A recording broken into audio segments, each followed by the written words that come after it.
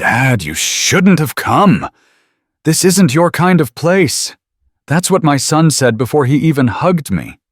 The words floated in the spring air, polite enough to sound harmless, sharp enough to cut. I stood at the edge of the Davenport estate, clutching a small square box wrapped in brown paper, the kind of wrapping that told everyone exactly how much or how little it cost. The place looked like a magazine spread lights draped across the backyard valet, attendants guiding cars worth more than I'd made in a decade, laughter spilling from glass doors that reached the ceiling. My old Ford sat crooked at the curb, rust catching the porch light. For a second, I thought about leaving. But it was Ethan's birthday. I'd promised myself I wouldn't miss another one, no matter how much it hurt to stand there. Inside, the air smelled of champagne and grilled steak. A DJ mixed pop songs for a crowd too rich to dance. I spotted Ethan by the fireplace, tall and confident in a fitted blazer, his phone raised high. He was live streaming. He looked like the kind of man I used to think I'd become before the layoffs, before the divorce, before the word failure started following me like a shadow. "Hey everyone," he said into his camera, "check out the Tesla. Mom's husband got me. 0 to 60 in 3 seconds. The guests clapped. His stepfather, Richard Davenport, raised a glass with a grin that could cut marble. I tried to move closer to give my gift, but Ethan's voice carried again. "Mom's husband builds skyscrapers. My dad fixes air conditioners." The laughter that followed wasn't cruel in sound, but in silence. It filled the gaps between us, pressed into my ribs until I could barely breathe. I smiled because men my age learn to smile when it hurts. I put the box on the table next to the cake. "It's a watch," I said quietly. "One that still runs." Richard looked at it, then at me. "Well," he said, swirling his drink, "at least he works with his hands." Another ripple of laughter. My son didn't look at me again. I stepped outside before the candles were lit. The night was cool and too quiet after all that noise. My truck door creaked as I opened it, and for a moment I just sat there staring at the house, glowing like a stage I'd never be allowed on again. Through the window, I could see Ethan posing beside his Tesla, his arm around Richard's shoulders. My gift, still unopened, lay in the background, small and brown against a sea of silver and white. When I finally drove away, I didn't cry. Men like me don't. We just keep driving until the road noise sounds like forgiveness. But that night in the stillness of my one-bedroom apartment above the laundromat, I realized I hadn't just lost a son. I'd lost something far heavier, something you can't buy back. I'd lost the right to be proud. The sound of the laundromat downstairs woke me before sunrise, that steady hum of machines spinning other people's lives clean. I lay there for a while, watching the ceiling fan chase shadows across the cracked plaster. The box from Ethan's party sat on the dresser unopened, just like the one I'd left behind. I'd made 2 of those watches, one for him, one for me, because I thought maybe someday we'd wear them together. 10 years ago, mornings started different. Back then, the smell of engine oil and hot coffee filled my shop before the sun came up. Whitmore Precision. Works that name still makes my chest tighten. I'd built it from nothing, rented an old warehouse off Main Street, hired 7 good men who trusted me like family. We fixed farm equipment, built custom machine parts, even helped the local high school robotics club once. Life wasn't fancy, but it was honest. I had a wife who laughed easy, a son who looked at me like I could fix anything, and a house with a porch that creaked in all the right places. Then the pandemic hit, and everything that felt solid turned soft. Clients disappeared, checks bounced, bills didn't. The government loans came too late, and the bank letters came too soon. I remember the day I told my crew I couldn't make payroll. Big Dan, 6'5", father of 3, just nodded and said, "We'll figure it out, boss." But there was no figuring it out. Within a month, the shop was gone, auctioned off to pay debts that still haunt my credit score. The divorce came quietly after that. No shouting, no lawyers fighting in courtrooms. Just silence, the kind that fills a kitchen after someone says, "I can't live like this anymore." She took the house, I took the tools. Fair enough, I suppose. Now my mornings start with the rumble of trains instead of machines. My one-bedroom apartment sits above the laundromat, wedged between a pawn shop and a Chinese takeout place called Lucky Panda. The smell of fried rice, suo, seeps through the vents, and I don't mind. It's better than the smell of failure. Most nights I drive for Roadrunner delivery. Groceries, packages, sometimes late-night takeout for people who don't think about the man knocking on their door. I count every mile, every gallon of gas, every tip, $3 here, $5 there, just enough to keep the lights on and the truck running. Some nights when traffic slows on I-70, I catch myself gripping the steering wheel too tight, remembering the feel of a wrench instead. Frank Dorsey lives 2 doors down. Old guy with a bad knee and a porch full of tools that probably haven't been used since Reagan was president. He stops by sometimes with a 6-pack and stories about my dad. Your old man wasn't just a tinkerer, he tells me. He built things that could change the world. I used to think that was just nostalgia talking. But lately when I lie awake listening to the trains, I wonder if Frank knows something I don't. And for the first time in years, that thought doesn't hurt. It feels like a spark, under all the rust, small, stubborn, alive. I was halfway through a lukewarm cup of instant coffee when the knock came. 3 sharp raps, not the lazy kind of a neighbor, not the heavy pounding of a bill collector. Firm, official, almost military. For a second I thought maybe it was Frank again dropping off some old tool he thought I could use. But when I opened the door, the hallway looked brighter than usual, like the morning light had followed her in. She was standing there in a dark suit, hair pulled back neat, a badge clipped to her belt. "Mr. Jack Whitmore?" she asked, her voice steady but not unkind. "That's me," I said, straightening without meaning to. "If this is about taxes, I already know I'm late." She smiled, just barely. "I'm Agent Laura Fields, Department of Energy. May I come in?" I hesitated, the words. Department of Energy felt too big for my little apartment above a laundromat. But I stepped aside, moved a stack of mail off the recliner. She sat without waiting for coffee, opened a folder, and laid a set of old documents on the table. The paper was yellowed, stamped, classified. Helios Project. My father's name was typed at the top. Samuel R. Whitmore. My mouth went dry. That can't be right. My dad was a machinist, worked for the county utilities until he passed in '92. Your father, she said. Sliding the papers closer was also an independent inventor who designed a self-sustaining energy core, the Helios reactor. His prototype was acquired by the government under the Invention Secrecy Act during the Cold War. It's been classified for 30 years. I stared at her. The room felt too small for the words she was saying. You're telling me my dad, the man who fixed toasters and built go-karts, was working on nuclear energy? Not nuclear, she corrected softly. Renewable. Clean. Far ahead of its time. The classification just expired, and the government owes his estate the back licensing fees. She paused, like she was measuring her next sentence. $248 million plus interest. I laughed, not because it was funny, but because it felt insane. You've got the wrong Whitmore, I said. We don't have that kind of luck. But Agent Fields didn't laugh. She handed me a small envelope heavy with embossed seals. It's real. There's one condition, though. Of course there was. There's always a condition. She leaned forward.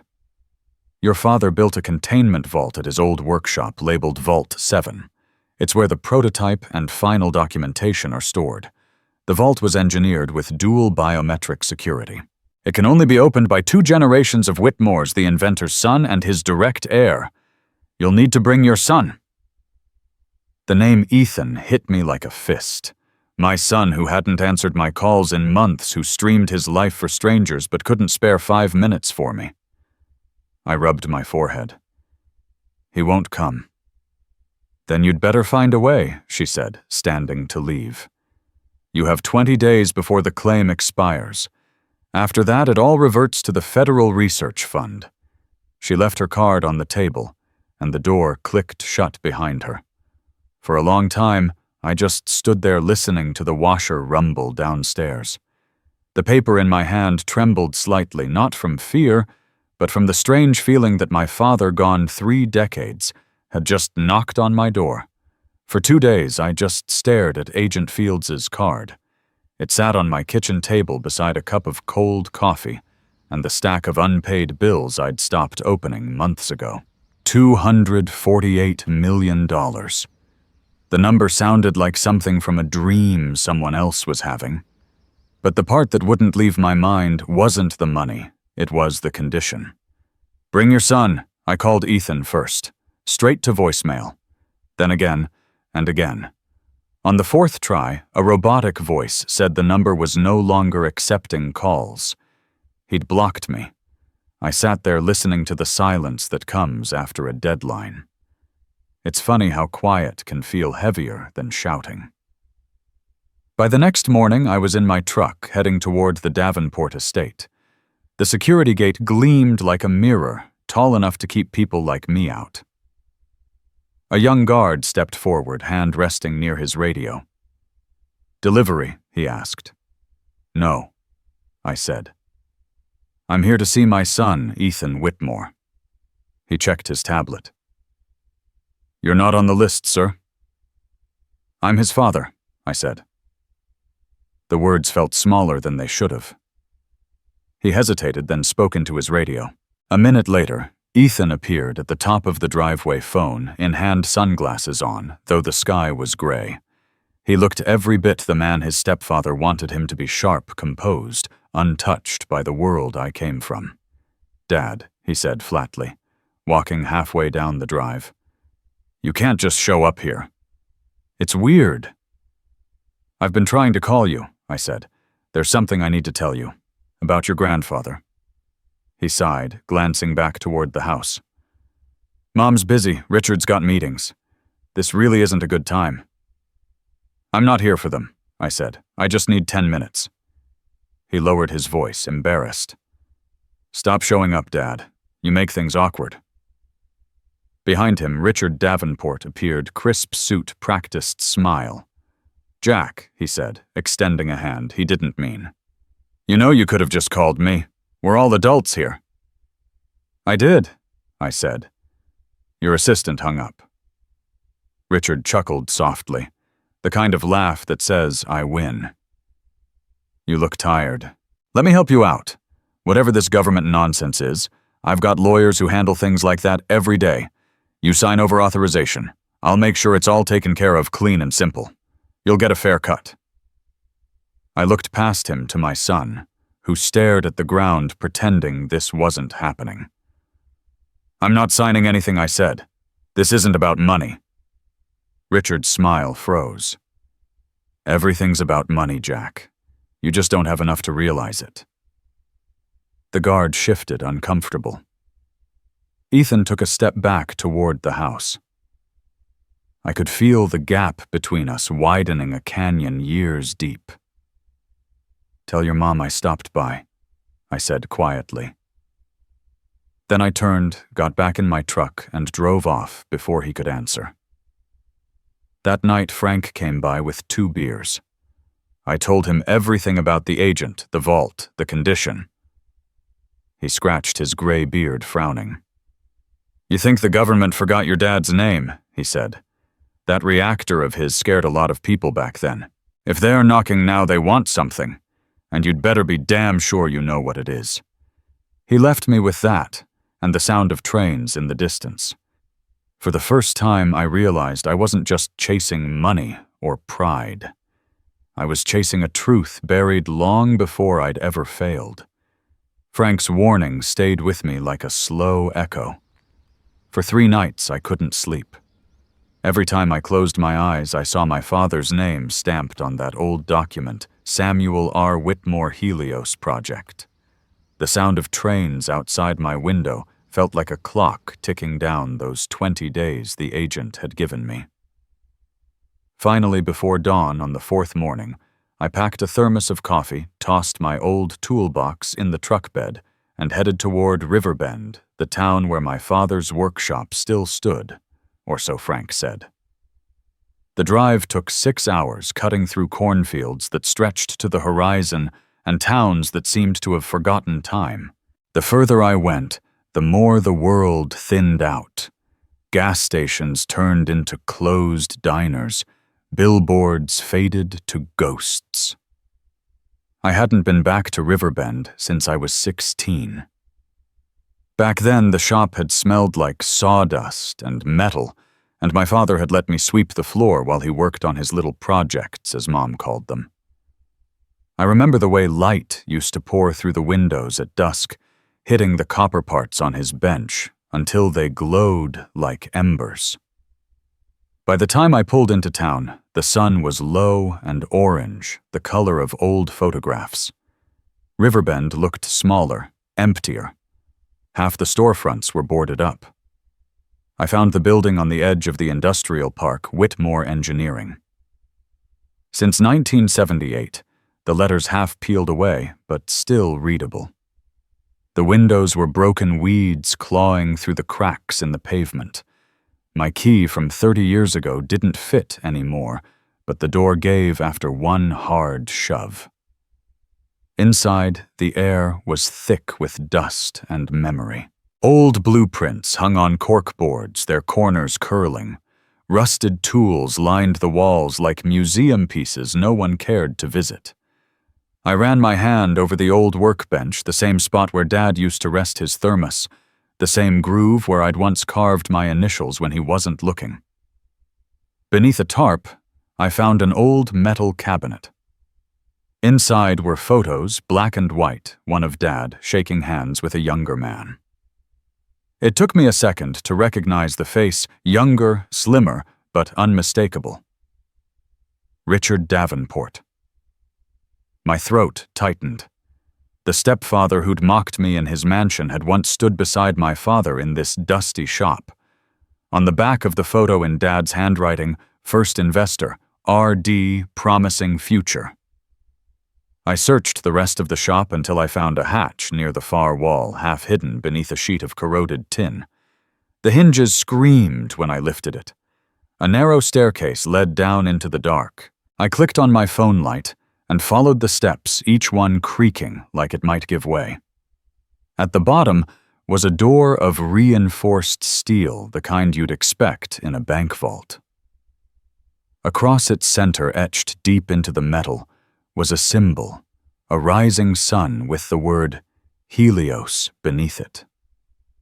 I ran my hand over the engraving, and a motion sensor blinked to life, bathing the small room in pale light. There, taped to the door, was a sealed envelope. My father's handwriting again. Jack. It said, if you've found this, it means time has caught up to both of us. The real energy we leave behind isn't power, it's purpose. For the first time in years, I felt something stir inside me. Not grief, not regret, but a pull. Like the hum of an old machine finally waking after decades of silence. The letter stayed in my pocket the whole drive back from Riverbend, folded and refolded until the paper felt soft. I couldn't stop thinking about that vault door, the Helios emblem, and the photograph of my father with Richard Davenport. Whatever had happened between them, I knew now this wasn't just about money. It was about truth, something I hadn't had much of lately. That night I sat at my kitchen table, the one light bulb above me flickering like it couldn't make up its mind to live or die. I took a picture of the letter and another of the documents Agent Fields had left me. Then, before I could talk myself out of it, I texted Ethan. "Need to see you. It's about your grandfather. It's important." No reply. I waited another hour, then sent the photos, the letter the government sealed the amount circled in red ink. An hour later, 3 dots appeared on the screen. Then a message. "Meet me at Red Oak Cafe. Tomorrow. Noon." When I got there, the place was half full, truckers, travelers, the smell of burnt coffee and bacon grease. Ethan was already sitting by the window, scrolling on his phone, one earbud in. He looked older than I remembered, sharper jaw, colder eyes, the kind of man who'd learned to hide behind his posture. "Hey, son," I said, sliding into the seat across from him. He didn't look up. "So what's this about? You won the lottery?" "Something like that," I said, pushing the folder toward him. "Only the ticket's been waiting 30 years. He glanced at the papers, his expression bored at first. Then his eyes caught the number. 248 million. The phone dropped slightly from his hand. "This is real?" he asked. I nodded. "Real as it gets. But it doesn't mean what you think. There's a vault your grandfather built. The government says it only opens if both of us go, his son and his grandson." He leaned back, arms crossed. "You're kidding. Some sci-fi thing, wish I was." He stared at the papers again, the wheels turning behind his eyes. "So, if we open it, we get the money." "Technically," I said. "But it's not just money, Ethan, it's—" "Yeah, sure," he interrupted. "Purpose, legacy, whatever. You just tell me where and when." His voice was calm, but I could see it, the greed hiding behind his cool tone. I wanted to tell him it wasn't his fault that the world had taught him to measure worth in dollars, not decency. But the words stuck somewhere between my heart and my throat. We agreed on Saturday.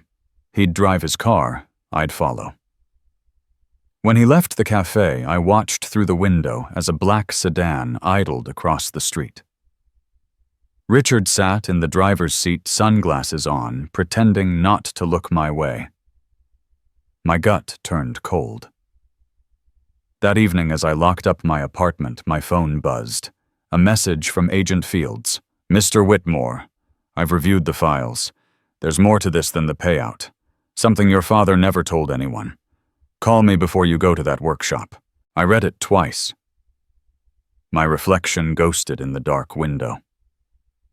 For the first time, I wasn't sure whether opening that vault would save my family or destroy what was left of it. Saturday came gray and heavy, the kind of morning that feels like it's holding its breath. I met Ethan outside the cafe parking lot just after dawn. He was leaning against his car, dressed sharp, like this was a business trip. I tried to read his face to find a trace of the boy who used to ride on my shoulders at county fairs, but all I saw was the man his stepfather had built. Calm, distant, unshakable.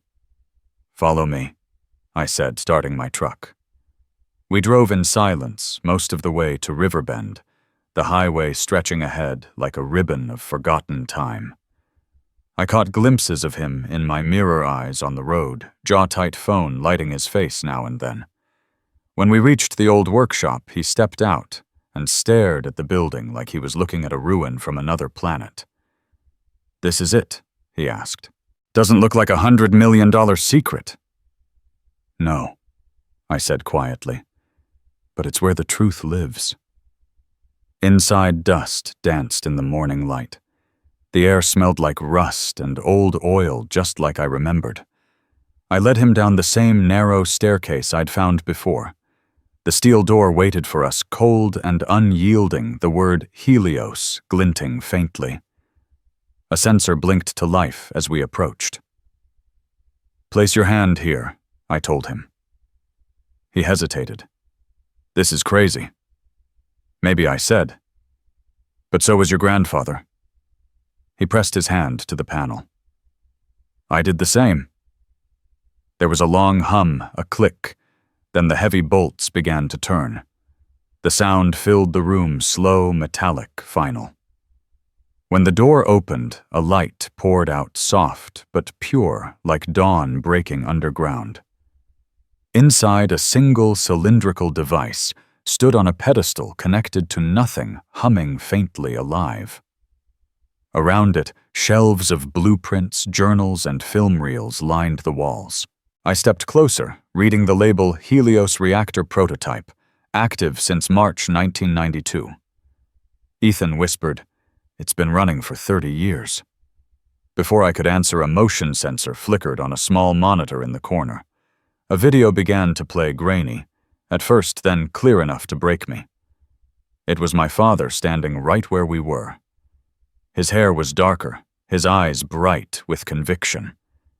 "If you're seeing this," he said, "it means the world finally wants clean power. But remember, greed can corrupt even the brightest light. Protect it. Don't sell it. Share it." The words hung in the air like a prayer. Then footsteps echoed above us. The door slammed open and 3 men came down, Richard Davenport, leading the way, 2 suits behind him flashing fake federal badges. "Step away from the device," Richard said smoothly. "You've done your part, Jack. Now let the professionals handle the rest." Before I could speak, another voice called out Frank, limping down the stairs, holding a folder thick with papers. "I thought you might show up, Davenport." He tossed the folder onto a workbench. "Original contracts dated and signed. Samuel Whitmore held full rights. You were just the investor who bailed when it got hard." Richard's smirk faltered. A moment later, Agent Fields appeared behind Frank, real badge raised. "Mr. Davenport, you're under arrest for federal document tampering and fraud." The suits froze. One reached for his gun, but Frank was faster. A wrench swung hard across the man's wrist, metal against bone. The weapon clattered to the floor. It all happened fast after that handcuffs radio's agents swarming the stairs. When the noise finally died, only the hum of the Helios reactor remained. Ethan stood beside me, staring at the light. His voice was quiet. "I didn't know he was that kind of man," he said. Then, after a pause, "Or that you were either."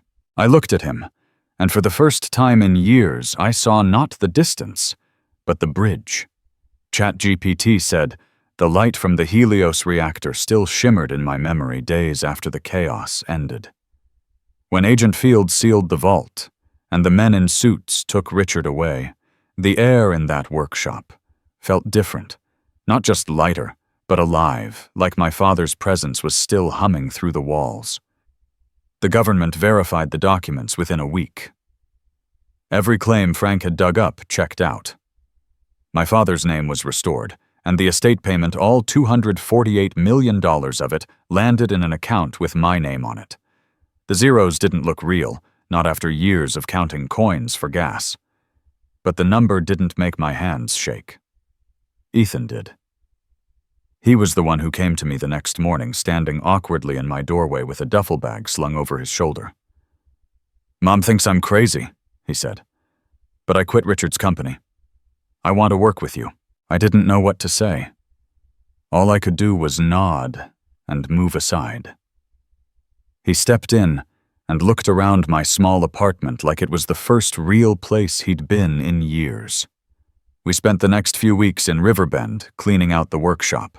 Dust, old parts, memories, we kept it all. Agent Fields helped us file for non-profit status. That summer we launched the Whitmore Foundation for Clean Power, dedicated to bringing low-cost Helios reactors to towns where the grid had forgotten people, rural Mississippi parts of Appalachia Navajo communities in Arizona. Ethan handled the engineering side, adapting my father's designs for modern materials. I handled the logistics, calling old contacts, finding local partners. Sometimes I'd catch Ethan bent over a blueprint, his hair falling in his face, and I'd see my father again, the same stubborn focus, the same spark. Only this time it didn't skip a generation. News spread fast. Reporters showed up from everywhere, wanting a headline about the mechanic who inherited a miracle. I hated the cameras, but one interview stuck with me. A young journalist, probably half my son's age, asked, "How does it feel to be rich overnight?" I thought about it for a while, watching Ethan across the room, tightening bolts on a small prototype that glowed faintly blue. "I wasn't rich when the money came," I finally said. "I was rich when my son came back." She smiled, but I don't think she understood. Maybe you have to lose everything first to know what wealth really means. The night we finished rebuilding the first working Helios model, we stood side by side at the old workbench. The air smelled of oil and new metal, just like it did when I was a boy watching my father work. Ethan flipped the main switch. A pulse of blue light filled the room, gentle but strong, spreading across the walls, until even the dust seemed to shimmer. For a long time, neither of us spoke. Then Ethan said quietly, "He built light for the world." I nodded, feeling the warmth on my face. "Yeah," I said, and I finally learned how to pass it on. Outside the workshop, windows glowed blue against the dark fields of Riverbend, a small beacon in the middle of nowhere, proof that some legacies don't fade. They just wait for the next pair of hands to keep them shining. If this story touched your heart, I'd love to hear from you. Tell me where you're watching from, and what part moved you the most. Your thoughts mean a lot to this community. Don't forget to hit subscribe to join Domestic Tragedy, where we share more true-to-life stories about family loss and redemption. Let's keep the conversation alive in the comments below.